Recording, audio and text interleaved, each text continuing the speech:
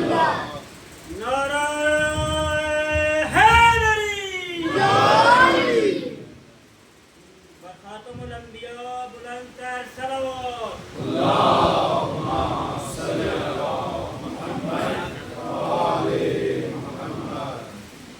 حسبنا الله ونعم الوكيل نعم المولى ونعم النصير لا حول ولا قوة إلا بالله العلي العظيم أعوذ بالله من الشيطان الرجيم بسم الله الرحمن الرحيم الحمد لله رب العالمين والصلاة والسلام على سيد المرسلين سيدنا ونبينا وشفيعنا ومولانا أبي القاسم محمد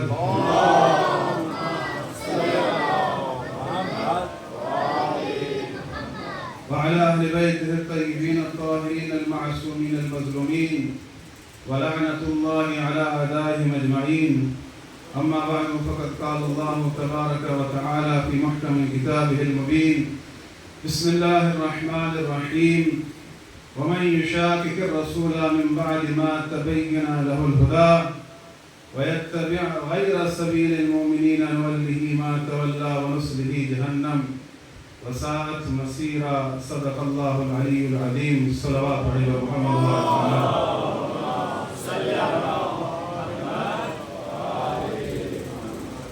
ایضا محترم خمسہ مجالس جاری ہے اور ہماری یہ 3 روزہ مجالس ہیں. ہمارا عنوان ہے مومن اور امیر المومنین اور آج یہ ہماری تیسری مجلس ہے اور ہمارے سرنامہ کلام کی جو آیت ہے وہ سورہ نساء کی آیت نمبر 115 ہے جس میں اللہ رب العالمین فرماتا ہے کہ وَمَن يُشَاقِقِ الرَّسُولَ مِن بَعْدِ مَا تَبَيَّنَ جو بھی سیدھا رستہ معلوم ہونے کے بعد حق بات معلوم ہونے کے بعد میرے رسول کی مخالفت کرے گا اور سبیل مومنین کے سوا کسی اور سبیل پر چلے گا تو جس راہ پر وہ چلے گا ہم چلنے دیں گے اور روز محشر اسے جہنم میں ڈال دیں گے. وساعت مصیرہ اور وہ بہت بری جگہ ہے.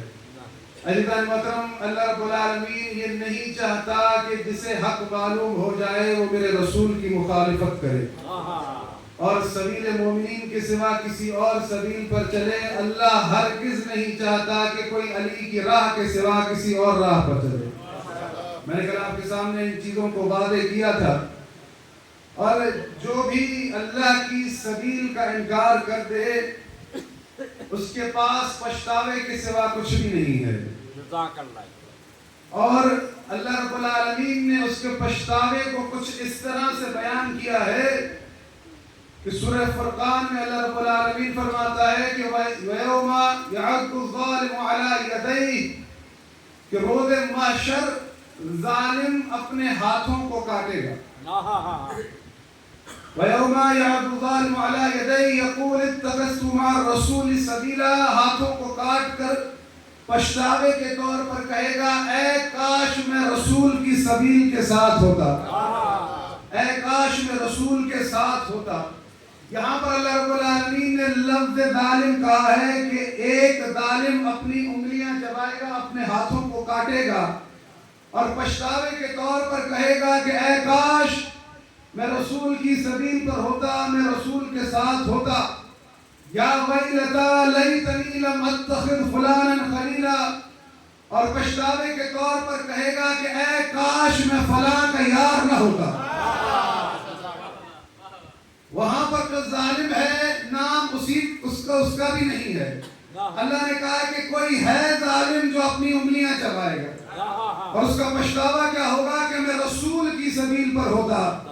اور اس کا پچھتاوا اس لیے ہے کہ اس نے رسول کی سبیل کو چھوڑ دیا ہے اور بعد میں کہے گا کہ اے کاش میں فلاں کا یار نہ ہوتا. یا ویلتا لیتنی لم اتخذ فلانا خلیلا لقد اضلنی الذکر بعد اذ جاءنی میرے اس یار نے تو ذکر کے آنے کے بعد مجھے گمراہ کر دیا. میرے اس دوست نے جب میرے پاس ذکر آ چکا, حق آنے کے بعد مجھے گمراہ کر دیا. وَقَانَ الشَّيْطَانُ لِلْإِنسَانِ خَذُولًا اور شیطان تو انسان کا ہے ہی بلا دشمن. پھر اگلی آیت میں اللہ رب العالمین فرماتا ہے کہ وقال الرسول، اور رسول پکار کر کہیں گے یا ربی ان قوم اتخذوا هذا القرآن مہجورا، اے میرے اللہ میری اس قوم نے قرآن کو تنہا چھوڑ دیا۔ یعنی ایک ظالم پچھتاوا ہے اس کا، ہاتھوں کو چبا رہا ہے اور یہ کہہ رہا ہے کہ اے کاش میں رسول کی سبیل پر ہوتا، فلاں کا یار نہ ہوتا، نام کسی کا بھی نہیں ہے، اور اللہ رب العالمین کی یہ روش بھی نہیں ہے کہ وہ کسی کے نام نہیں لکھتا۔ بہرحال ہوں گے کوئی لوگ جو اس طرح سے پچھتائیں گے، اور اللہ رب العالمین جب کسی کی ولایت کے لیے کہتا ہے تو تب بھی نام نہیں لیتا بلکہ اوصاف بتاتا ہے۔ کہ بعض لوگ یہ اعتراض کرتے ہیں کہ اللہ رب العالمین نے سیدھا سیدھا کیوں نہیں کہا کہ علی رسول اللہ کے ولی ہے یا اللہ کے ولی ہے، یہ کیوں کہا کہ انما ولیکم اللہ ورسولہ والذین آمنوا الذین یقیمون الصلاۃ ویؤتون الزکاۃ وهم راکعون، کہ اللہ نے یہ کہا کہ میں اللہ تمہارا ولی ہوں، رسول ولی ہے، اور وہ ولی ہے جو حالت رکوع میں زکوٰۃ دیتا ہے، نماز کو قائم کرتا ہے۔ یہاں پر علی کا اللہ نے نام کیوں نہیں لیا؟ تو یہ اللہ رب العالمین کی روش نہیں ہے، وہ نام نہیں لیتا بلکہ اوصاف بتاتا ہے۔ وہ رسول اللہ بتائیں گے کہ وہ کون ہے، کہ کس کے لیے آیت اتری ہے۔ جب یہ آیت اتری تھی کہ ایک ظالم اپنے ہاتھوں کو چبائے گا، تب بھی رسول اللہ نے کسی کی طرف اشارہ کیا تھا کہ یہ وہ لوگ ہوں گے جو میرے وسیع کو، میرے ولی کو میرے بعد جھٹلا دیں گے، اور پھر پکار کر کہیں گے کہ اے کاش ہم رسول کی سبیل کے ساتھ ہوتے۔ اور یہ ان کا پچھتاوا ہوگا کہ ہمیں ہمارے دوستوں نے اس وقت گمراہ کیا جب حق آ چکا تھا، جب حق بات پتہ چل چکی تھی۔ رسول اللہ کہیں گے اے میرے اللہ میری اس قوم نے قرآن کو تنہا چھوڑ دیا۔ امام فرماتے ہیں کہ یہ جو اللہ کے رسول کہیں گے کہ اے میرے اللہ میری قوم نے قرآن کو تنہا چھوڑ دیا، تو یہ قوم تو قرآن بہت پڑھ رہی ہے، ہزاروں ڈھیر حافظان قرآن ہیں، ماشاءاللہ صلاۃ التسبیح، صلاۃ التراویح،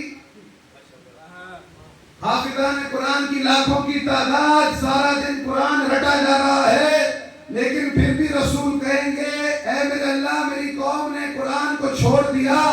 تو امام فرماتے ہیں کہ یہ قرآن جو تم پڑھتے ہو، جو صفوں پر لکھا ہے، اللہ کے رسول اس کے لیے نہیں کہیں گے، بلکہ قرآن ہمارے جد علی کا نام ہے، کہ رسول اللہ کہیں گے اے میرے اللہ میری اس قوم نے علی کو چھوڑ دیا۔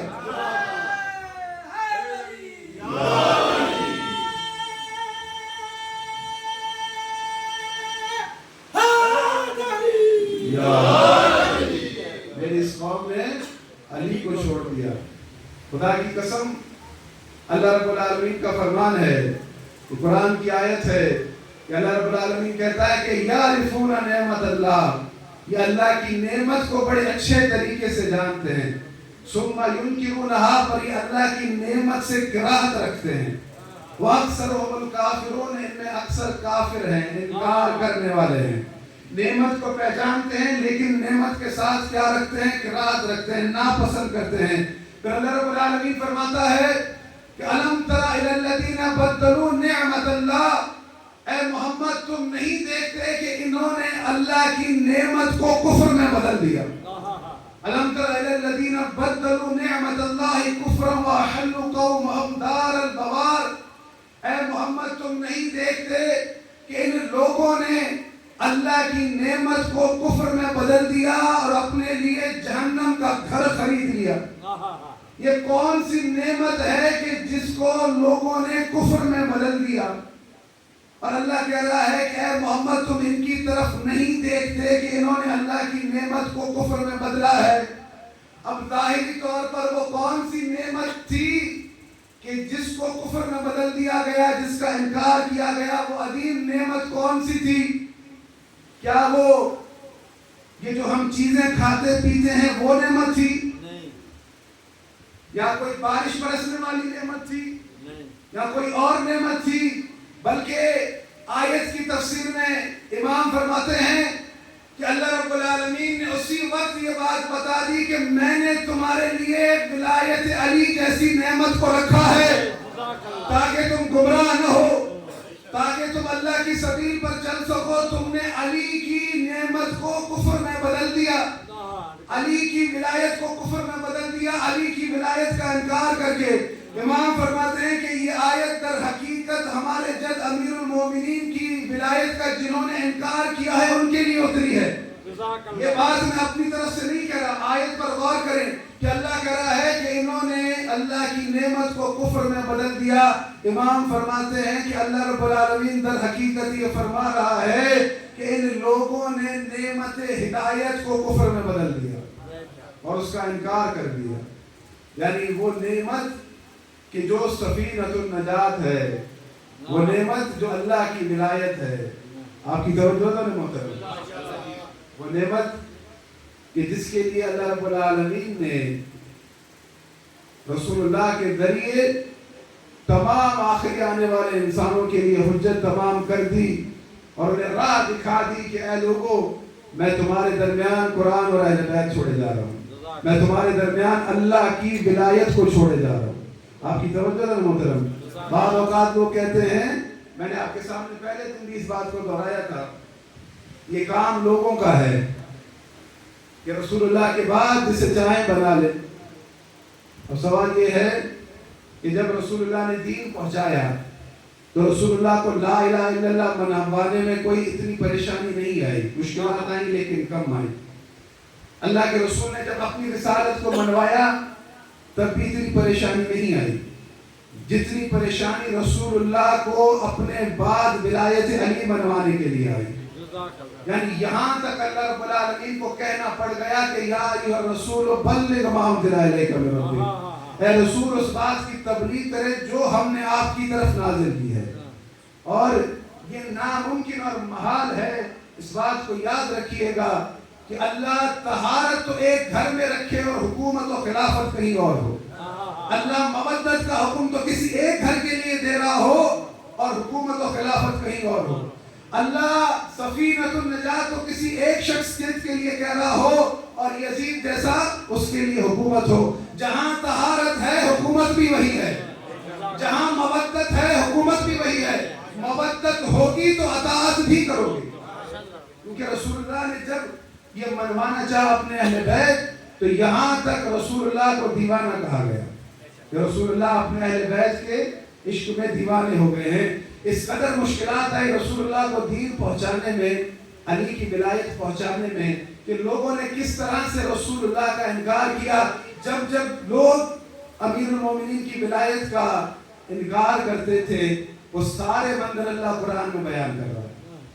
آپ کی توجہ دے محترم، ایک آیت ہے قرآن کی، اللہ رب العالمین فرماتا ہے کہ جن لوگوں کو ہم سے ملنے کی امید نہیں ہے وہ کہتے ہیں رسول سے کہ جائیں آیتیں تبدیل کروا کر لے آئیں، اللہ سے کہیں کہ آیتیں بدل کر دے، قرآن کو بدل کر لے کر آئیں۔ تو یہ ڈیمانڈ کوئی کافر نہیں کر سکتا، کوئی بت پرست نہیں کر سکتا کہ اللہ کیا بھیج رہا ہے، کیا نازل کر رہا ہے، بلکہ یہ ڈیمانڈ مسلمان کرتے تھے کہ جائیں آیتیں بدلوا کر لائیں۔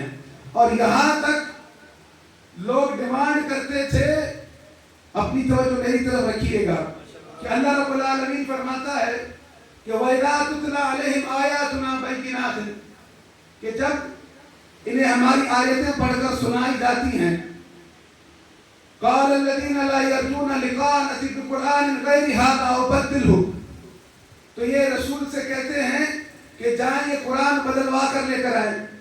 قُلْ مَا يَكُونُ لِي أَنْ أُبَدِّلَهُ مِنْ تِلْقَاءِ نَفْسِي، اے محمد ان سے کہہ دو کہ میں اپنی طرف سے کچھ نہیں کہتا، میں تو وہی کہتا ہوں کہ جو مجھے میرا اللہ کہتا ہے۔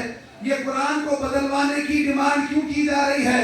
امام فرماتے ہیں کہ قرآن بدلوانے کی ڈیمانڈ نہیں ہوتی تھی، اللہ کے رسول کو جب موقع ملتا تھا علی کی ولایت کا اعلان کرتے تھے تو لوگ کہتے تھے کہ علی کی جگہ کسی اور کا نام لے کر آئیں، ہم علی کو قبول نہیں کریں گے۔ یہ آیت ہے قرآن میں کہ اللہ کے رسول سے ڈیمانڈ کی جاتی تھی کہ جا کے قرآن بدلوا کر لائیں۔ تو اللہ رب العالمین نے کہا کہ اے محمد ان سے کہہ دو کہ جو بھی کہتا ہوں میں اللہ کی طرف سے کہتا ہوں، اپنی طرف سے میں کچھ نہیں لا رہا۔ اگر میں تمہیں علی کی ولایت منوا رہا ہوں تو میں محمد نہیں منوا رہا بلکہ وہ منوا رہا۔ اور یہاں تک کچھ لوگ ایسے تھے کہ جنہوں نے کہا کہ ہم ایمان نہیں لائیں گے کہ جب تک ہمیں حتیٰ نؤتی مثل ما اوتی رسول اللہ، ہمیں رسالت جیسا عہدہ نہ مل جائے. ہم رسول کی بات پر ایمان نہیں لائیں گے کہ جب ان سے کہا جاتا ہے کہ وَإِذْ قُلْتُمْ لَن نُؤْمِنَ، جب تم کہتے ہو کہ ہم ایمان نہیں لائیں گے حتیٰ نؤتی مثل ما اوتی رسول اللہ، کہ جب تک ہمارے پاس رسالت کا عہدہ نہ آ جائے. تو اللہ رب العالمین نے جواب دیا کہ اللہ اعلم حیث یجعل رسالتہ، اللہ ہی جانتا ہے کہ رسالت کا عہدہ کہاں رکھنا ہے. اب یہ اس زمانے میں کون ہے جو کہہ رہا ہے کہ مجھے رسالت کا عہدہ چاہیے، اب یہ ڈیمانڈ کر رہا ہے کہ مجھے رسالت کا عہدہ چاہیے. اسے سوچنا چاہیے کہ بھائی تو رسالت کا عہدہ طلب کر رہا ہے، رسول تجھ سے ایک بات منوانا چاہتے ہیں لیکن تجھے عہدہ رسالت جیسا عہدہ چاہیے، تو کیوں اس کی ڈیمانڈ کر رہا ہے؟ تیرا حال تو یہ ہے کہ آخری جنگوں میں بھی یہی سلسلہ جاری رہا، آخری جنگوں میں بھی یہی سلسلہ جاری رہا اور مسلسل لوگ تشریف لے کر جاتے رہے. آپ جنگ حنین پڑھ لیں جو کہ آخری جنگ ہے، کہ میں اپنی طرف سے کچھ نہیں کہہ رہا، واللہ میں تو آپ کو قانون بتا رہا ہوں. اللہ رب العالمین قرآن میں فرما رہا ہے وَيَوْمَ حُنَيْنٍ إِذْ أَعْجَبَتْكُمْ كَثْرَتُكُمْ فَلَمْ تُغْنِ عَنْكُمْ شَيْئًا وَضَاقَتْ عَلَيْكُمُ الْأَرْضُ بِمَا رَحُبَتْ ثُمَّ وَلَّيْتُمْ مُدْبِرِينَ. ثُمَّ وَلَّيْتُمْ مُدْبِرِينَ. یاد رکھنا اللہ کہہ رہا ہے کہ حنین کے دن تمہاری کثرت تعداد بہت زیادہ تھی، تمہیں اپنی تعداد پر غرور تھا، باوجود تعداد زیادہ ہونے کے زمین تم پر تنگ ہو گئی اور تم میرے رسول کو چھوڑ کر ثم ولیتم مدبرین، دبر دکھا کر بھاگ گئے. بھائی یہ قرآن کی آیت ہے، اس کا ترجمہ ہے، آپ نے سن رکھا ہے، پریشان آپ نے نہیں ہونا. میں آپ کو قرآن سنا رہا ہوں، اپنی طرف سے کوئی چیز نہیں کہہ رہا. 25,000 کا لشکر تھا رسول اللہ کے ساتھ، آخری جنگ ہے. آپ پڑھ لیں جا کے تفاسیر پڑھ لیں، شیعوں کی مت پڑھیے گا، سنی تفاسیر پڑھیے گا، ہمارے برادران کی پڑھیے گا. 25,000 بندوں میں سے 80 بندہ رسول اللہ کے ساتھ تھا، 24,920 بندہ رسول اللہ کو حالت جنگ میں تنہا چھوڑ کر تشریف لے گیا. بعض اوقات لوگ کہتے ہیں کہ یہ کیسے ممکن ہے کہ رسول اللہ نے علی کی ولایت کا اعلان کیا اور لوگ چھوڑ کر چلے گئے. آپ اس وقت کی بات کر رہے ہیں، رسول اللہ کے بعد جو کچھ ہوا سو ہوا. یہاں زندگی میں رسول زندہ ہیں، جنگ کے میدان میں کھڑے ہیں.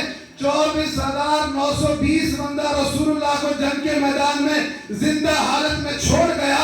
جب رسول دنیا سے چلے گئے، اگر کوئی رسول کو چھوڑ گیا تو تعجب کی کیا بات ہے؟ جا کر پڑھ لیں تفسیر کہ اتنی بڑی تعداد رسول اللہ کو چھوڑ کر چلی گئی تھی. پھر آیت کہتی ہے کہ رسول اللہ نے مٹی اٹھائی اور مٹی اٹھا کر پھینکی، اور وہ جتنے کافر تھے ان کی بیک وقت آنکھوں میں گئی اور سارے اندھے ہو گئے. تو لشکر بھاگا تو یہ لشکر پھر دوبارہ واپس آیا. وہ جنگ معجزے سے جیتی گئی. یعنی اس وقت بھی یہی حال تھا. تو ہم صرف یہی کہتے ہیں کہ بے عدالتی نہ کیا کرو، کہ علی وہ ذات ہے.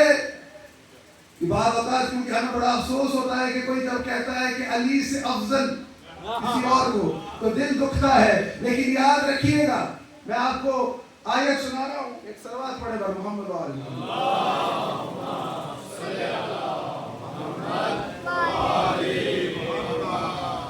اللہ رب العالمین فرماتا ہے سورہ احزاب. احزاب آپ کو پتا ہے کیا ہے؟ جنگ خندق. احزاب کہتے ہیں خندق جنگ کے ذکر کو. یہ سورہ موجود ہے 22ویں سپارے میں. کہ اللہ رب العالمین فرماتا ہے کہ اذ جاؤکم من فوقکم ومن اسفل منکم واذ زاغت الابصار وبلغت القلوب الحناجر وتظنون بالله الظنونا. جب جنگ احزاب ہوئی تھی، خندق، رسول اللہ نے خندق کھدوائی تھی، جتنے بھی کافر تھے پیچھے کوئی نہیں بچا تھا، پوری کی پوری طاقت لے کر آئے تھے کہ مسلمانوں کو ختم کریں. رسول اللہ نے خندق کھدوائی تھی اور اللہ رب العالمین فرما رہا ہے کہ اذ جاؤکم من فوقکم، اور جب وہ تمہارے اوپر اور نیچے کی طرف سے تم پر چڑھ آئے. اس کی آیت کی تفسیر پڑھیں کہ جب عمر ابن عبد خندق کراس کر کے آیا تھا اور یہ کہہ رہا تھا کہ اے محمد تم کہتے ہو کہ تمہارے پاس اگر کوئی مرتا ہے تو شہید مرتا ہے اسے جنت ملتی ہے، جسے جنت میں جانا ہے مجھ سے آ کے لڑے، اور تم کہتے ہو کہ ہم میں کوئی مرتا ہے تو وہ جہنم میں جاتا ہے، تو تم میں سے کوئی ایسا ہے جو آج مجھے جہنم بھیجے۔ اس نے اس قدر زبان درازی کی، یہ تک جملہ کہا کہ اے محمد کیا تم عورتوں کا لشکر لائے ہو اپنے ساتھ؟ یہ تاریخ میں لکھی ہے کتابوں میں، پریشان نہیں ہو رہے تھے۔ اب اللہ رب العالمین فرما رہا ہے کہ جب وہ خندق کود کر آیا تھا وَبَلَغَتِ الْقُلُوبُ الْحَنَاجِرَ وَتَظُنُّونَ بِاللَّهِ الظُّنُونَ، مارے خوف کے تمہارے دل تمہارے گلوں میں آ گئے، مارے خوف کے تمہارے دل تمہارے گلوں میں آ گئے، وَتَظُنُّونَ بِاللَّهِ الظُّنُونَ، اور تم گمان کرنے لگے کہ اللہ بھی ہے پتہ نہیں۔ یعنی حالات اس قدر خراب ہو گئے، یہ آزمائش اتنی سخت تھی کہ لوگوں نے کہا کہ یار کہ محمد ہمیں لائے تو ہیں اپنے ساتھ، پتہ نہیں ان کا اللہ ہے بھی کہ نہیں، کہ ہمارا بنے گا کیا، اس سے لڑے گا کون۔ لیکن جب اس نے پکارا تو سب کی کیفیت کچھ ایسی ہی تھی، ایک ہی تھا جو نکل کر جا رہا تھا۔ رسول اللہ کہتے رہے کہ تو ٹھہر جا علی، موقع دیتے رہے، کیونکہ رسول اللہ نے بہت موقع دیے ہیں، کیونکہ یہ ضروری تھا موقع دینا۔ رسول اللہ 40 دن خیبر کے دروازے پر بیٹھے رہے، 40ویں دن کہا کہ کل علم اسے دوں گا جو کرار ہے غیر فرار ہے۔ یہ نبوت کا زمانہ، یہ قیمتی وقت، اللہ کے رسول نے پہلے دن کیوں نہیں کہا کہ کل علم اسے دوں گا جو کرار ہے غیر فرار ہے؟ پہلے دن علم علی کو کیوں نہیں دیا؟ یہ 40 دن کیوں انتظار کیا؟ آپ کی توجہ ہے محترم، یہ 40 دن کیوں انتظار کیا؟ وہ اس لیے تھا کہ اللہ کے رسول نے پہلے دوسروں کو موقع دیا کہ تمہیں سردار بنا کر بھیج رہا ہوں، کہ کل کلا کوئی ایسا نہ کہے ہمیں تو بھیجا ہی نہیں تھا، اگر ہمیں بھیج دے تو ہم بھی کچھ کر کے دکھاتے۔ 40 دن نبوت کا زمانہ رسول اللہ نے گزارا وہاں بیٹھ کر، 40ویں دن کہا کہ کل علم اسے دوں گا جو کرار ہے غیر فرار ہے۔ وہ اللہ اور اس کے رسول سے محبت کرتا ہے، اللہ اور رسول اس سے محبت کرتے ہیں۔ یہاں پر بھی رسول اللہ کہہ رہے ہیں کہ علی تو ٹھہر جا، ابھی دیکھتے ہیں کون جاتا ہے۔ جب کوئی نہیں آیا تو رسول اللہ نے امیر المومنین کو بلایا اور بلا کر اپنی دستار باندھی۔ دستار باندھنے کے بعد جب امیر المومنین کو رخصت کیا تو وہاں یہ جملہ کہا کہ کل ایمان کل کفر کے مقابلے میں جا رہا ہے، کل ایمان کل کفر کے مقابلے میں جا رہا ہے۔ جب امیر المومنین نے عمر ابن عبد سے جنگ کی اور اسے زیر کر دیا اور اسے پچھاڑ دیا تو وہاں سے تکبیر کی صدا بلند ہوئی، اللہ اکبر، نہیں اللہ ہے۔ امیر المومنین کی جنگ نے ان کے ایمان کو واپس کیا، جو یہ کہہ رہے تھے کہ اللہ بھی ہے کہ پتہ نہیں۔ تو جب امیر المومنین نے اسے زیر کر دیا تو انہوں نے کہا کہ نہیں، ہاں اللہ ہے، اللہ وجود رکھتا ہے، اور اللہ نے بھی کہہ دیا کہ وَقَفَ اللَّهُ الْمُؤْمِنِينَ الْقِتَالَ، اللہ نے مومنین کے قتال کو کافی کر دیا، لڑا اکیلا علی تنہا ہے، اور اللہ کہہ رہا ہے کہ اللہ نے مومنین کے قتال کو کافی کر دیا۔ تو جب یہ جنگ ہو چکی، امیر المومنین نے عمر ابن عبد کو زیر کر دیا اور ان کا ایمان واپس آیا، انہوں نے کہا کہ نہیں اللہ ہے۔ تو جس کی جنگ سے کسی کا ایمان واپس آئے وہ ایسا علی کے برابر کبھی نہیں ہو سکتا،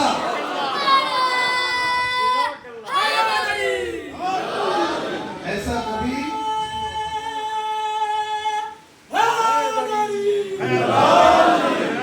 خیبر میں یہ دھوم ہے کہ جرار آیا، خیبر میں یہ دھوم ہے کہ جرار آیا، اور افواج محمدی کا سپہ سالار آیا، افواج محمدی کا سپہ سالار آیا۔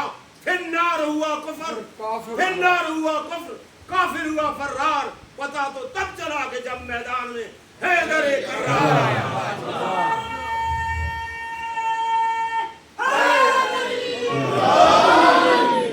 خدا کی قسم، آپ پڑھ کر دیکھ لیں تاریخ، جب بھی کافروں کا لشکر آتا تھا جنگ کے لیے تو جتنے بھی اس لشکر میں لوگ ہوتے تھے ان کی زبانوں پر فقط ایک سوال ہوتا تھا، محمد کے لشکر میں علی آیا ہے یا نہیں آیا؟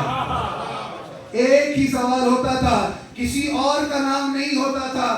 ہر شخص کی زبان پر فقط ایک ہی سوال ہوتا تھا کہ محمد کے لشکر میں علی آیا ہے یا نہیں آیا.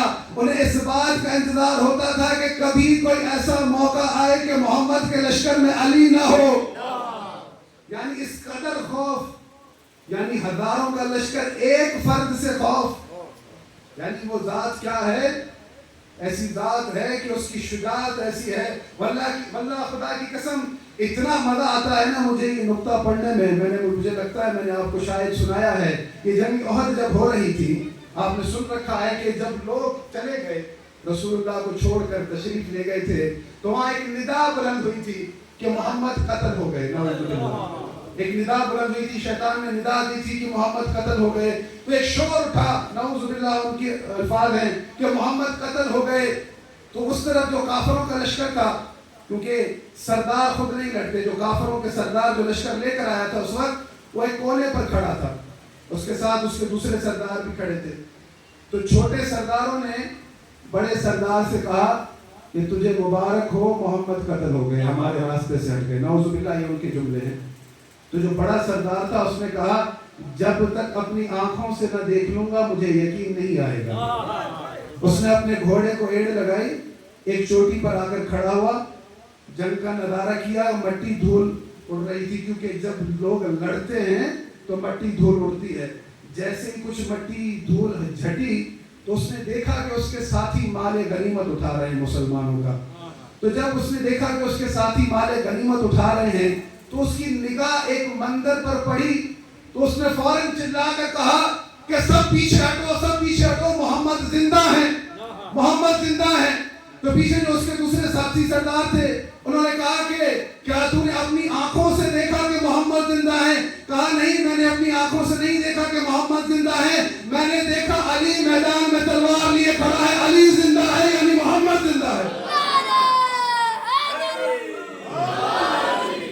علی زندہ ہے یعنی محمد زندہ ہے. اس کے جملے ہیں کہ کسی ماں نے ایسا جنا ہی نہیں کہ علی کے بدن میں سانس باقی ہو اور کوئی محمد تک پہنچ جائے. کبھی کوئی زمانہ تھا کہ یہی جملہ وہ حضرت ابو طالب کے لیے کہتے تھے کہ جب تک ابو طالب زندہ ہے کوئی محمد تک نہیں پہنچ سکتا. آپ کے سامنے میں موضوع پڑھ رہا ہوں مومن اور امیر المومنین. اور یاد رکھیے گا مومنوں، اللہ آپ سے کیا کہہ رہا ہے؟ یہ قرآن کی آیت ہے کہ یا ایھا الذین آمنوا لا تتخذوا الکافرین اولیاء من دون المؤمنین. اے لوگوں جو ایمان لائے ہو، خبردار کبھی کسی کافر کو اپنا مددگار مت بنانا. کسے کہہ رہا ہے؟ مومنوں. اے لوگوں جو ایمان لائے ہو، خبردار کبھی کسی کافر کو اپنا مددگار مت بنانا. یا ایھا الذین آمنوا لا تتخذوا الکافرین اولیاء من دون المؤمنین اتریدون ان تجعلوا للہ علیکم سلطانا مبینا. کیا تم ایسا کر کے اللہ کا صریح الزام اپنے اوپر لینا چاہتے ہو؟ اگر تو میں ایمان لایا ہوں، مسلمان ہوا ہوں، اللہ مجھ سے کہہ رہا ہے کہ اے مومن اپنے دین کے لیے کسی کافر کو اپنا مددگار مت بنانا. اگر تو نے ایسا بنایا تو مجھ اللہ کا صریح الزام اپنے اوپر لے گا کہ تو نے اپنے دین میں کسی کافر کو اپنا مددگار بنایا ہے. بس یہی ہم دنیا والوں کو بتانا چاہتے ہیں جو کہتے ہیں کہ ابو طالب ایمان نہیں لائے تھے. ہم ان کو یہ بتانا چاہ رہے ہیں کہ اللہ ہم سے کہہ رہا ہے کہ کبھی کسی کافر کو مددگار مت بنانا. خدا کی قسم اگر یہ دین پروان چڑھا ہے، یہ اسلام بنا ہے تو مدد ابو طالب علیہ السلام.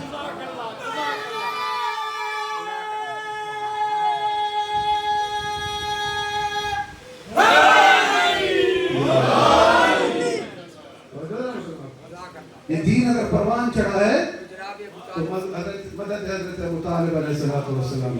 یہ دین اگر پروان چڑھا ہے تو مدد بی بی خدیجہ الکبریٰ سلام اللہ علیہا. یعنی وہ شخصیتیں ہیں کہ جن کی مدد سے دین پروان چڑھا ہے. اللہ اپنے دین میں کسی کافر کی کوئی مدد نہیں چاہتا. جب ایک شخص آیا رسول اللہ کے پاس، یا رسول اللہ میں آپ کی مدد کرنا چاہتا ہوں. رسول اللہ نے کہا کہ کیا تو ایمان لے آیا ہے؟ کہا ایمان نہیں لایا لیکن مدد کرنا چاہتا ہوں. اللہ کے رسول نے کہا مجھے تیری مدد نہیں چاہیے, مجھے تیری مدد نہیں چاہیے. دوبارہ آیا, پھر کہا یا رسول اللہ مدد کرنا چاہتا ہوں, مجھے تیری مدد نہیں چاہیے کیونکہ تیرے پاس ایمان نہیں ہے. خدا کی قسم رسول اللہ تو آئے ہی ابو طالب کے گھر میں ہیں, ان کو تو پالا ہی ابو طالب نے ہے. ابو طالب مدد کرتے رہے اور رسول ساری زندگی مدد لیتے رہے. کبھی نہیں کہا کہ مجھے آپ کی مدد نہیں چاہیے کیونکہ آپ کے پاس ایمان نہیں ہے. سوچنا چاہیے کہ اس گھر سے دشمنی اچھی نہیں ہے. یہ وہ گھر ہے, یہ وہ خاندان ہے جو شجر طیبہ ہے. حضرت ابو طالب دین ابراہیم کے آخری امام ہیں. وہ جماعت ہے کہ جس کی دعا حضرت ابراہیم نے مانگی تھی. آپ کی توجہ ذرا محترم, یہ ناممکن اور محال چیزیں ہیں کہ وہ رسول جو شجر طیبہ میں سے ہو اس کی پرورش کوئی ایسا کرے جو بت پرستی کرتا ہو. نعوذ باللہ, یہ رسول جو شجر طیبہ میں سے ہو اس کے والدین کافر ہو. ناممکن اور محال ہے. بعض لوگ یہ کہتے ہیں کہ آپ گستاخی کرتے ہیں, تبرہ کرتے ہیں. واللہ نہ ہم گستاخی کرتے ہیں نہ ہم تبرہ کرتے ہیں. در حقیقت تبرہ تو یہ ہے کہ کوئی محمد و آل محمد کی عظمت کا انکار کرے. تبرہ تو یہ ہے کہ جو رسول اللہ کو نعوذ باللہ کافر زیادہ کہے. در حقیقت تبرہ یہ ہے, تبرہ یہ ہے کہ جو محمد و آل محمد کے فضائل کا انکار کرے اور ان کی ولایت و حکومت کا انکار کرے اور ان سے بیعت طلب کرے اور ان سے کہے کہ آپ ہمارے ماتحت آئیں, آپ اپنا ہاتھ ہمارے ہاتھ میں دیں. نہیں, وہ اللہ کا ہاتھ ہے, اللہ کی سبیل ہے. عزیزان محترم, بعض اوقات ایسا ہوتا ہے کہ کچھ چیزیں ایسی ہیں کہ انسان آپس میں جب ہم بیٹھتے ہیں پریشان ہوتے ہیں کہ بھئی کیا معاملہ ہے, کس طرح سے اس کو بیان کیا جائے. ہم کسی کی توہین نہیں کرتے لیکن اتنا ضرور بیان کرتے ہیں کہ جو بھی حجت خدا کا دشمن ہوتا ہے اللہ بھی اس کا دشمن ہوتا ہے. ایک مثال میں آپ کو دینا چاہتا ہوں, آپ نے پریشان نہیں ہونا. بس آپ نے نہ ویڈیو بنانی ہے نہ کیمرہ اٹھانا ہے, آپ نے میری بات سننی ہے. اللہ رب العالمین فرما رہا ہے کس سے, اپنے رسول سے. کیا کہہ رہا ہے, اے محمد ان کو قصہ سناؤ, ان کے سامنے ذکر کرو. کس کا, کہ وہ شخص جو حضرت موسیٰ کے دور میں تھا, بلم باورا. ان کو پڑھ کر سناؤ تاکہ یہ غور و فکر کرے. اللہ کیا کہہ رہا ہے, ایک شخص تھا حضرت موسیٰ کے زمانے میں جو مستجاب الدعوات تھا, اس کی دعائیں قبول ہوتی تھی. جو دعا مانگتا تھا قبول ہو جاتی تھی. اگر کہتا تھا یا اللہ فلاں کو بیٹا دے, بیٹا ہو جاتا. یا اللہ برسات برسات دے, برسات برس جاتی. یعنی اس قدر مقام و مرتبے پر پہنچا تھا کہ اللہ رب العالمین اس کے لیے کہہ رہا ہے کہ ہم نے اس کو 7 پارچہ علم عطا کیا تھا. اگر ہم چاہتے تو ان آیتوں کے ذریعے سے اس کے مقام و مرتبے کو بلند کرتے, لیکن وہ ظالم کی طرف مائل ہو گیا, وہ پستی کی طرف چلا گیا. اس کے بعد فرعون کے لوگ آئے اور اس نے کہا, انہوں نے کہا اس شخص سے کہ تو موسیٰ کو بد دعا کر, موسیٰ کو بد دعا کر. اور فرعون کا پیغام آیا, وہ راضی ہو گیا کہ موسیٰ کو بد دعا کرے گا. جیسے ہی حضرت موسیٰ کے لیے بد دعا کے لیے ہاتھ اٹھائے تو اللہ نے اس کی زبان روک دی, کچھ بول ہی نہیں سکا. زبان روک دی اس کی کہ کچھ بول ہی نہ سکا.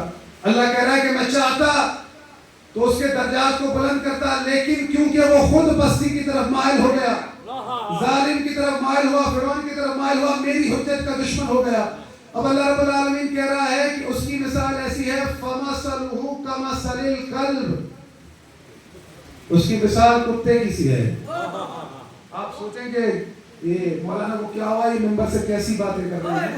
یہ آیت ہے, اللہ کہہ رہا ہے کہ اس کی مثال کتے کی سی ہے. فَمَثَلُهُ كَمَثَلِ الْكَلْبِ إِن تَحْمِلْ عَلَيْهِ يَلْهَثْ أَوْ تَتْرُكْهُ يَلْهَثْ, اس کتے کی طرح جو زبان لٹکائے کھڑا رہتا ہے.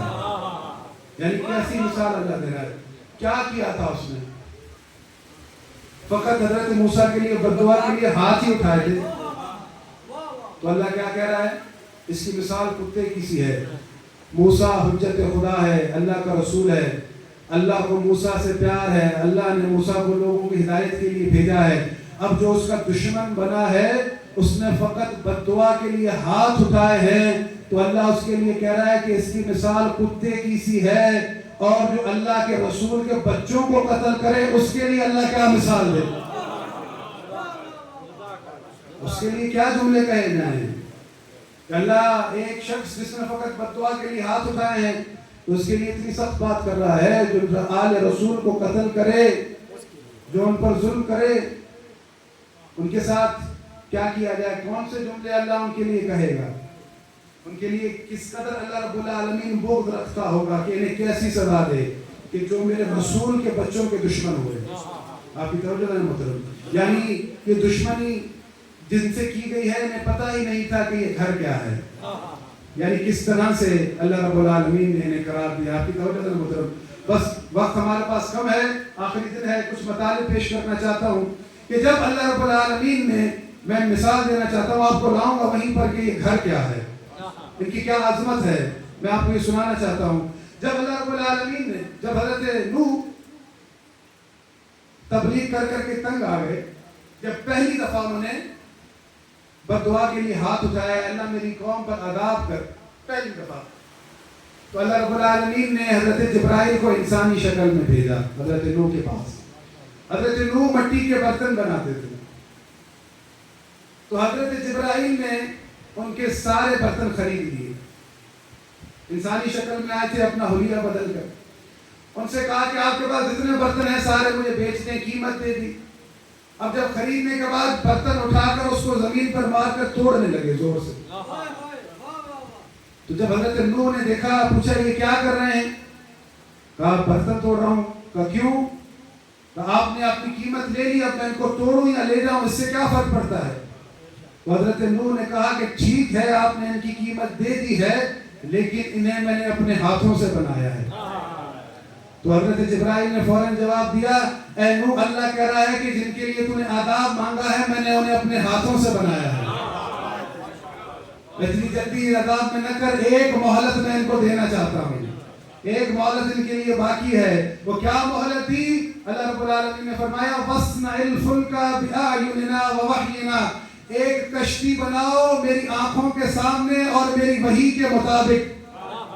قبلہ بیٹھے ہیں، قبلہ دلشاد میدنی صاحب، میرے لیے بڑی سعادت مندی کی بات ہے، میں در حقیقت ایک سبق سنا رہا ہوں، میرے لیے بڑی سعادت مندی ہے کہ ایک اتنے بڑے عالم میری مجلس میں بیٹھے ہیں، ان کی سلامتی کے لیے ایک بلندر صلوات پڑھیں پر محمد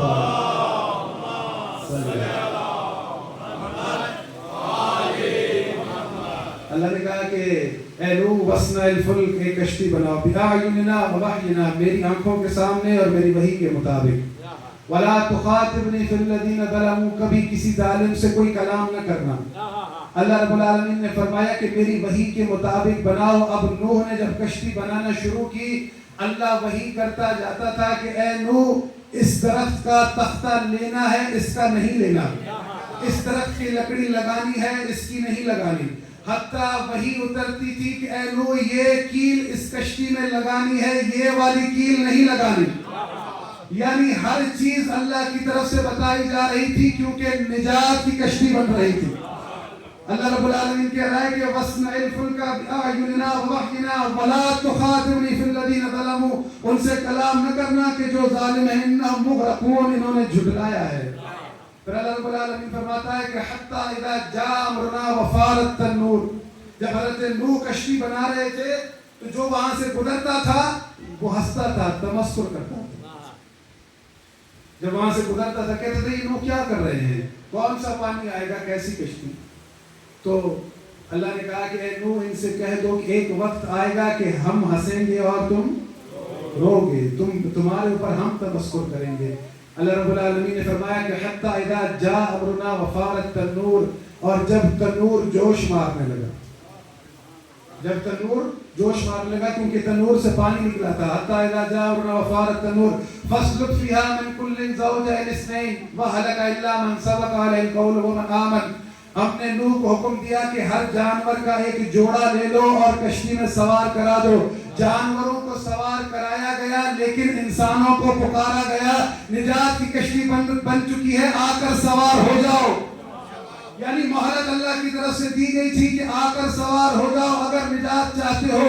تو اللہ رب العالمین نے کہا کہ بہت تھوڑے ہی تھے جو ایمان والے تھے، آ کر اس کشتی میں سوار ہوئے، اور وقال ارکبوا فیہا بسم اللہ مجریہا ومرساہا، اور نوح نے کہا بسم اللہ پڑھ کر کہ اس کا چلنا اور ٹھہرنا اے رب تیرے ہاتھ میں ہے، پھر اللہ رب العالمین فرماتا ہے کہ موج کے اوپر موج آئی. بسم اللہ مجریہا ومرساہا ان ربی لغفور رحیم وہی تجری بہم فی موج کالجبال ونادى نوح ابنه وكان في معزل يا بني اركب معنا ولا تكن مع الكافرين. جب موجیں چلنے لگی حضرت نوح نے اپنے بیٹے کو پکار کر کہا اے میرے بیٹے آ کر کشتی میں سوار ہو جا. وَكَانَ مِنَ الْكَافِرِينَ اور کافروں میں سے مت بن. یعنی بیٹا نوح کا ہے اگر کشتی میں سوار نہیں ہو رہا تو حضرت نوح خود کہہ رہے ہیں کہ کافروں میں سے مت بن. کہ موج آ چکی ہے پانی آ چکا ہے سوار ہو جا. تو اس نے کہا کہ نہیں. اس پر توجہ کیجئے گا کہ میں وَنَادَى نُوحٌ ابْنَهُ وَكَانَ فِي مَعْزِلٍ يَا بُنَيَّ ارْكَب مَعَنَا وَلَا تَكُن مِّنَ الْكَافِرِينَ قَالَ سَآوِي إِلَىٰ جَبَلٍ يَعْصِمُنِي مِنَ الْمَاءِ. اس نے کہا کہ میں کسی جبل پر چڑھ جاؤں گا کسی پہاڑ پر چڑھ جاؤں گا خود کو بچا لوں گا اپنی نجات پالوں گا. پہاڑ پر چڑھنے سے نجات نہیں ملتی بلکہ پکار پر آنے سے نجات ملتی ہے.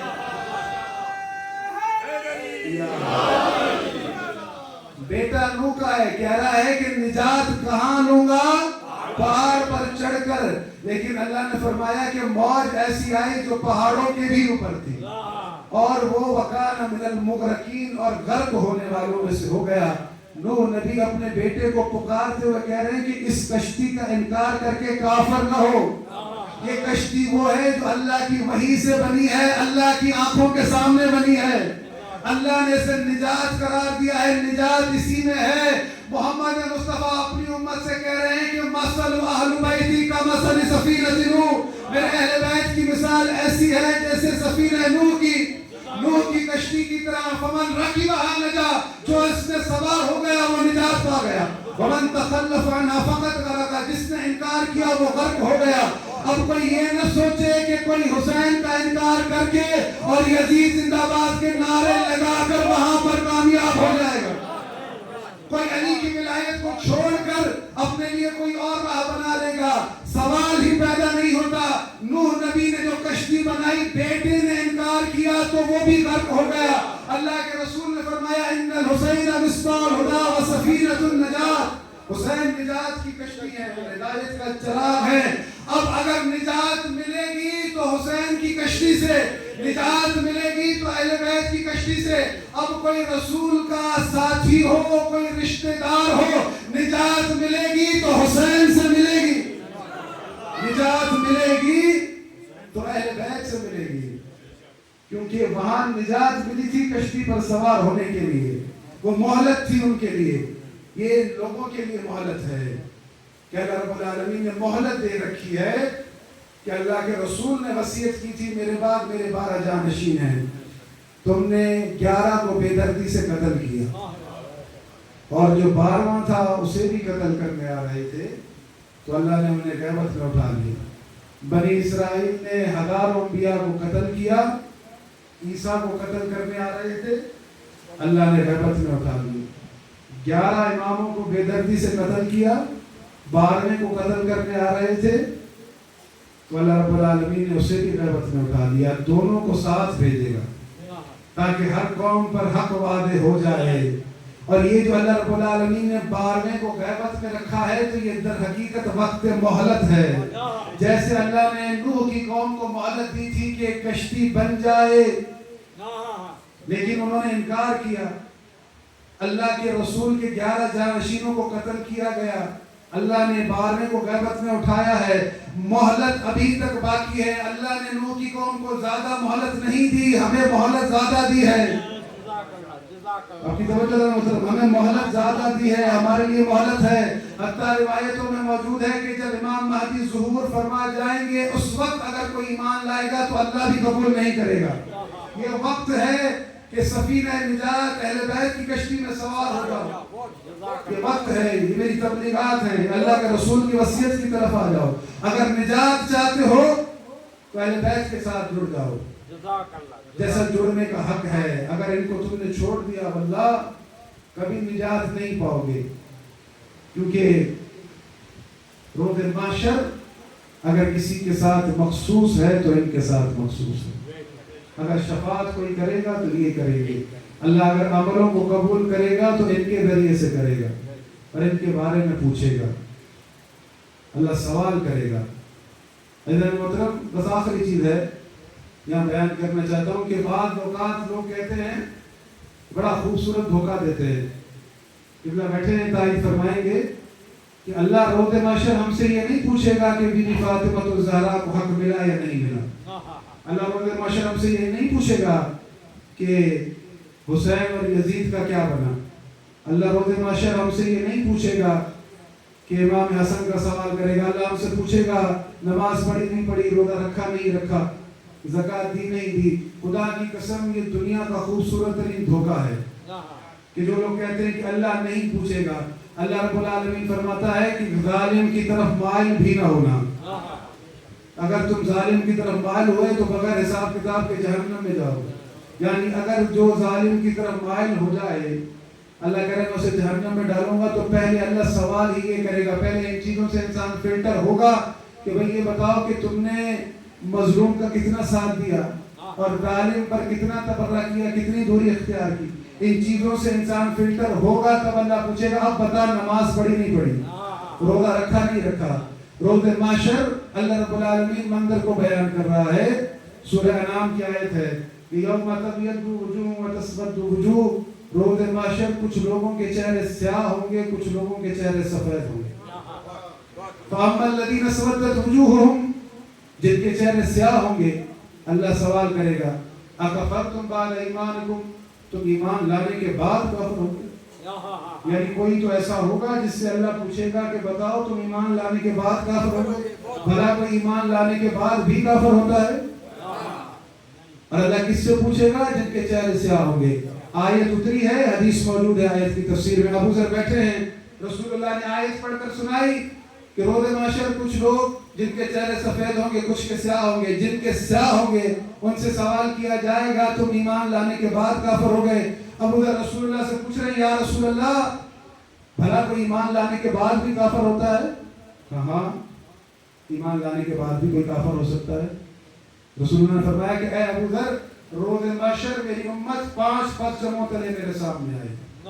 پہلا گروہ جو آئے گا اس نے اپنی دغا کا پرچم اٹھا رکھا ہوگا, اور میں اس گروہ سے, اس کے سردار سے سوال کروں گا مجھے یہ بتاؤ میرے بعد ثقلین کے ساتھ کیا کیا. مجھے یہ بتاؤ کہ میرے بعد ثقلین کے ساتھ کیا کیا. آپ کو پتا ہے ثقلین کیا ہے؟ اللہ کے رسول پوچھیں گے مجھے بتاؤ کہ قرآن اور اہل بیت کے ساتھ کیا کیا. تو وہ گروہ کہے گا یا رسول اللہ ہم نے قرآن کو پس پش ڈالا, آپ کے اہل بیت کو در بدر گھمایا, ان پر ظلم کیا, ان کے حق کو غصب کیا. تو اللہ کے رسول کہیں گے اس حال میں کہ تمہارے چہرے سیاہ ہیں, بھوکے پیاسے ہو, جہنم میں جاؤ. دوسرا گروہ آئے گا میری امت کا فرعون ہوگا. میں اس سے پوچھوں گا مجھے بتاؤ میرے بعد ثقلین کے ساتھ کیا کیا, میں تمہارے درمیان ثقلین چھوڑ کے آیا تھا, ان کے ساتھ کیا سلوک کیا.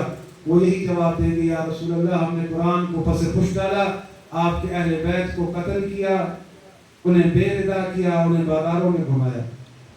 تو رسول اللہ کہیں گے اس حال میں کہ تمہارے چہرے سیاہ ہیں, بھوکے ہو, پیاسے ہو, جہنم میں جاؤ. تیسرا گروہ آئے گا, اس سے یہی سوال کریں گے, وہ یہی جواب دے گا.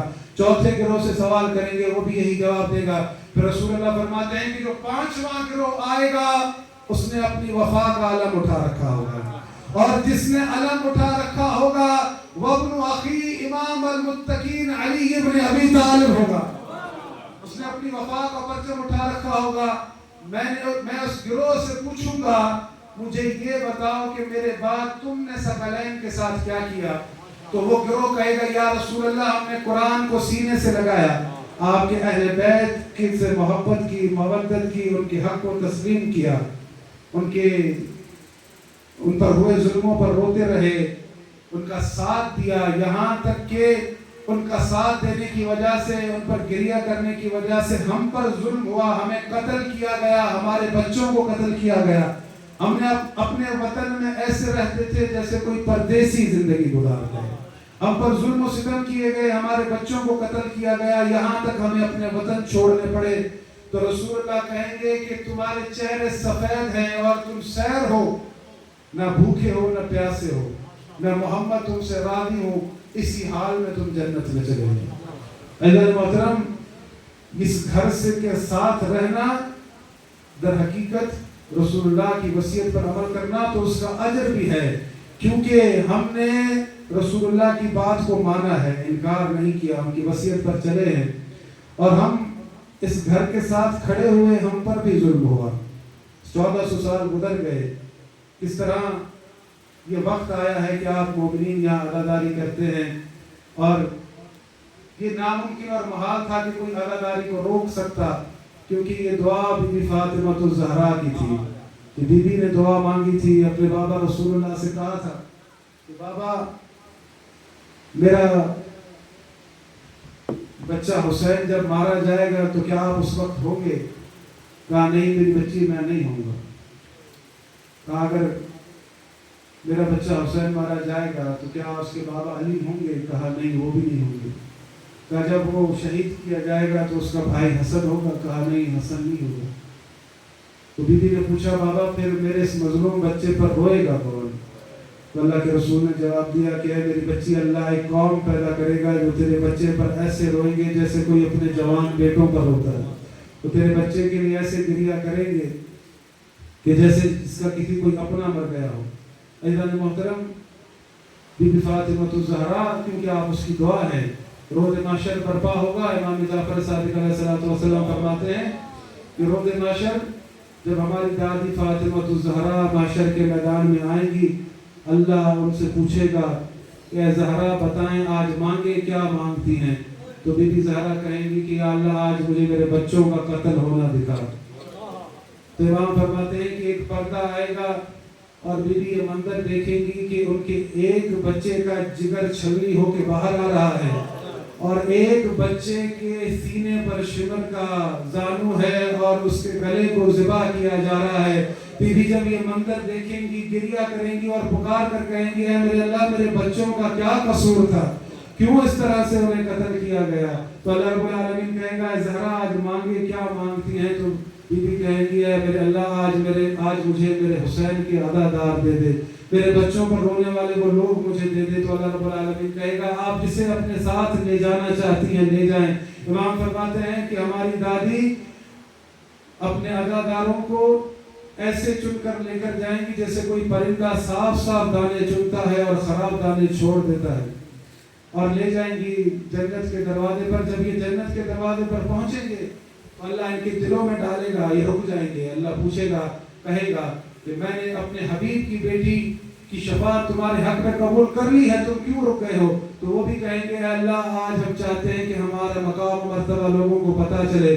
تو اللہ رب العالمین ہم سے کہے گا کہ تم بھی محشر میں لوٹ جاؤ، جس کسی نے بھی کبھی تمہیں فاطمہ اور اس کے بچوں کی محبت میں پانی کا گلاس پلایا ہے اسے بھی اپنے ساتھ لے آؤ، جس کسی نے بھی کبھی تمہیں فاطمہ اور اس کے بچوں کی محبت میں کھانا کھلایا ہے اسے بھی اپنے ساتھ لے آؤ، جس کسی نے بھی کبھی تمہیں فاطمہ اور اس کے بچوں کی محبت میں لباس پہنایا ہے اسے بھی تم اپنے ساتھ لے آؤ۔ عزیزان محترم، وہ لوگ ان لوگوں کو اپنے ساتھ لے جائیں گے کیونکہ جو حسین پر روتے ہیں اور حسین کے بچوں پر روتے ہیں۔ مجھے ذکر کرنا ہے حسین کی اس بچی کا، کیونکہ قافلہ حسین جا رہا ہے شام کی طرف، شام میں پہنچ چکا ہے۔ بہت سے مناظر ہیں، میں نے کل آپ کے سامنے مصائب میں پیش کیا تھا، لیکن ہائے سکینہ، کہ سکینہ کا یہ حال کہ جو اپنے بابا کے لیے روتی رہی، اور یہاں تک کہ جب زندان میں رات کو روتی تھی اور پکار کر کہتی تھی ہائے میرا بابا، ہائے میرا بابا، جب کہہ کر روتی تھی تو وہ یزید لعین سو نہیں پاتا تھا۔ ایک روز وہ سویا ہوا تھا اور بی بی سکینہ پکار کر رو رہی تھی ہائے میرا بابا۔ بی بی نیند سے اٹھی تھی، امام زین العابدین نے منظر دیکھا، بی بی پکار کر کہہ رہی تھی ابھی میرا بابا حسین مجھ سے ملنے آیا تھا، میرا بابا کہاں چلا گیا ہے؟ جب بی بی اپنے بابا کے لیے رو رہی تھی تو یزید لعین نے کہا کہ یہ بچی کیوں رو رہی ہے، اسے چپ کراؤ۔ تو انہوں نے کہا کہ یہ بچی اپنے بابا کے لیے رو رہی ہے۔ تو یزید لعین نے کہا کہ اس کا بابا اسے دے دو۔ تو انہوں نے کہا کہ اس کا بابا کیسے اسے دیں، اس کا بابا تو حسین ہے جو کہ مارا جا چکا ہے۔ تو یزید نے کہا کہ اگر حسین نہیں ہے، حسین کا سر تو ہے، جا کہ حسین کا سر اسے دے دو۔ ایک شخص تشت میں حسین کا سر لے کر آیا ہے اور اوپر کپڑا رکھا ہوا ہے۔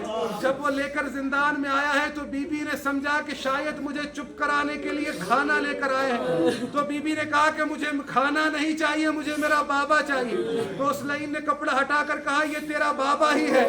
جب بی بی نے سر حسین کو دیکھا لپٹ کر رونا شروع کیا اور پکار کر کہنے لگی اے میرے بابا یہ کس نے آپ کے گلے کی رگیں کاٹی ہیں؟ بابا کس نے آپ کے سر پر یہ زخم دیا ہے؟ بابا کس نے آپ کو اس طرح زخمی کیا ہے؟ بابا آپ آ گئے ہیں، اب مجھے اپنے ساتھ لے کر جائیے گا۔ جب بی بی سر حسین کو لپٹ کر رو رہی تھی تو اچانک سے بی بی خاموش ہو گئی۔ بی بی کی وہ پکار رک گئی کہ ہائے میرا بابا۔ جیسے ہی بی بی کی پکار رک گئی، امام زین العابدین نے بی بی زینب سے کہا کہ پھپھی اماں رباب کو یہاں سے لے جائیں۔ تو بی بی زینب نے پوچھا ایسا کیا ہوا ہے؟ تو وہاں امام نے آیت پڑھی کہ انا للہ و انا الیہ راجعون۔ پھپھی اماں سکینہ اب ہمارے درمیان نہیں رہی ہے، سکینہ چلی گئی ہے اپنے بابا کے ساتھ، اب کوئی اس کی ندا نہیں سنے۔ عزیزان محترم، یہ اس قدر مظلوم گھر ہے، ان پر اتنے ظلم ہوئے ہیں کہ امام زین العابدین نے بی بی سکینہ کے فراق میں ایسے جملے کہے، اس زندان کو یاد کرتے رہے کہ جو بھی پوچھتا تھا مولا زیادہ ظلم کہاں دیکھے تو امام کہتے تھے الشام الشام الشام۔ اس قدر گریہ کرتے رہے کہ پانی دیکھا گریہ کیا، کھانا دیکھا گریہ کیا۔ جب کوئی غلام کھانا لاتا تھا تو امام رونے لگتے تھے، پوچھتا تھا مولا میں نے کوئی اذیت کر دی آپ کو، آپ کیوں اس طرح سے گریہ کر رہے ہیں؟ تو امام نے کہا جب میں پانی دیکھتا ہوں تو مجھے وہ وقت یاد آتا ہے کہ کیسے میرا بابا میرے 6 ماہ کے لیے پانی دیتا۔ جب میں کھانا دیکھتا ہوں تو مجھے زندان میں بچے یاد آتے ہیں، مجھے سکینہ کی بھوک اور پیاس یاد آتی ہے۔ جب گوشت کو دیکھتے تھے روتے تھے، جب نکلتے تھے گھر سے تو کسائی گوشت پر کپڑا ڈال دیتا تھا۔ ایک روز امام نکلے، کسائی بھول گیا کپڑا ڈالنا، امام نے گوشت کو دیکھا گریہ کرنا شروع کر دیا۔ کسائی نے پوچھا مولا آپ گوشت کو دیکھتے ہیں اس طرح کیوں گریہ کرتے ہیں؟ تو امام نے کہا کہ جب میں گوشت دیکھتا ہوں تو مجھے اپنے چچا عباس کے کٹے بازو یاد آتا ہے، جب میں گوشت کو دیکھتا ہوں تو مجھے اپنے بھائی قاسم کا لاشا یاد آتا ہے، جب میں گوشت کو دیکھتا ہوں تو مجھے اپنے بھائی علی اکبر یاد آتے ہیں، جب گوشت کو دیکھتا ہوں تو مجھے اپنے بابا کا کٹا سر یاد آتا ہے۔ برادران محترم، تو لوگوں نے کہا کہ شہادت تو آپ کا شیوا ہے، آپ اتنا کیوں گریہ کرتے ہیں؟ تو امام نے جواب دیا ہاں ٹھیک ہے ہم سید ہیں، شہادت ہمارا شیوا ہے، لیکن ہمارا یہ شیوا تو نہیں ہے کہ ہم اپنے حرم کے ساتھ اپنی پھپھیوں اور بہنوں کے ساتھ بازار میں، خدا نہ کرے کہ حجت خدا پر کبھی ایسا وقت آئے۔ امام نے کہا کہ تم نے میرے ساتھ انصاف نہیں کیا۔ یعقوب کا ایک یوسف مارا گیا تھا اور وہ 40 سال روتے رہے یہاں تک کہ ان کی آنکھیں ضائع ہو گئی۔ میرے سامنے میرے 18 یوسف قتل کیے گئے اور تم مجھ سے پوچھتے ہو کہ آپ گریہ کیوں کرتے ہیں؟ عزیزان محترم، ایک روز امام اپنے گھر میں بیٹھے تھے کہ ایک گداگر نے ندا دی اے مدینہ میں رہنے والوں، کوئی ہے جو مجھ فقیر کو کھانا کھلا دے، کوئی مجھ فقیر کو پانی پلا دے۔ جب امام نے گدا کر کی یہ صدا سنی تو فوراً گھر سے دوڑتے ہوئے باہر آئے، اسے پکار کر کہا یہاں ادھر آ، مجھے ایک سوال کا جواب دے۔ امام نے کہا کہ میں تجھے کھانا بھی کھلاؤں گا، میں تجھے پانی بھی پلاؤں گا، مجھے اتنا بتا دے اگر ابھی تجھے مدینہ میں موت آ جائے، تجھے اس بات کا یقین ہے کہ یہ مدینہ والے تجھے غسل بھی دیں گے، تجھے کفن بھی پہنائیں گے، تیری تدفین بھی کریں گے؟ تو اس مانگنے والے نے کہا کہ مولا کیسی بات کرتے ہیں کہ میں اس شہر میں کہ جس میں مارا جاؤں اور وہاں مسلمان رہتے ہوں اور محمد کے ماننے والے ہوں، اور مجھے یہاں موت آ جائے، میں ان سے اتنی امید بھی نہ رکھوں کہ یہ مجھے پانی بھی پلائیں گے، میں ان سے اتنی امید بھی نہ رکھوں کہ یہ مجھے غسل بھی دیں گے، یہ مجھے دفن بھی کریں گے، مجھے کفن بھی پہنائیں گے، یعنی میں اتنی امید رکھتا ہوں کہ یہ مسلمان ہیں، میری تدفین کریں گے، مجھے غسل دیں گے، میں ان سے یہ توقع رکھتا ہوں۔ جب اس گداگر نے یہ جواب دیا تو امام زین العابدین نے کربلا کی طرف رخ کیا، پکار کر کہا ہائے میرا مظلوم بابا، یہ کربلا کے میدان میں مسلمان تجھے قتل کرنے آئے تھے، لیکن 3 دن تک تیرا لاشا پڑا رہا، کوئی دفنانے والا نہیں تھا، کوئی غسل دینے والا نہیں تھا، کوئی تدفین کرنے والا نہیں تھا۔ الا لعنت اللہ علی القوم الظالمین، سيعلم الذین ظلموا أي منقلب ينقلبون ماتم حسین۔ اللهم صل على محمد وآل محمد یا رب العالمین بحق محمد وآل محمد بفاتحہ یا رب العالمین بحق محمد وآل محمد، تجھے واسطہ محمد وآل محمد کا بانی آنے والے جس کی جو بھی مرحومین اس دنیا سے